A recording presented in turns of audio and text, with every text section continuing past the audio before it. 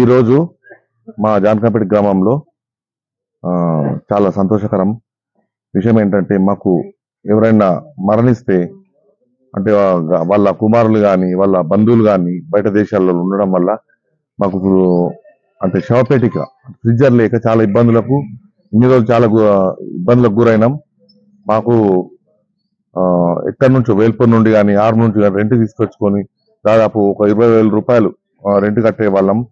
ఈరోజు మాకు మా గ్రామం మీద అన్ని అవసరాలు ఇది అవసరం ఉందని చెప్పేసి తెలిసి మన గ్రామానికి చెందిన గాదేపల్లి జేమ్స్ గంగారెడ్డి గారు వాళ్ళ తండ్రి గారి జ్ఞాపకార్థం, గాదేపల్లి మల్లేష్ వాళ్ళ మామగారి జ్ఞాపకార్థం, పోచంపల్లి రాజన్న వారి జ్ఞాపకార్థం చేసుకొని దాదాపు 70,000 సుమారు గల ఫ్రిడ్జర్ను అంటే శవపేటికను భద్రపరిచే శవపేటికను గ్రామానికి డొనేట్ చేయడం జరిగింది. చాలా సంతోషకరం వార్త. అందరం గ్రామస్తుల తరపున అందరూ ప్రతి ఒక్కరి కృతజ్ఞతలు తెలుపుతున్నాం. Thank you.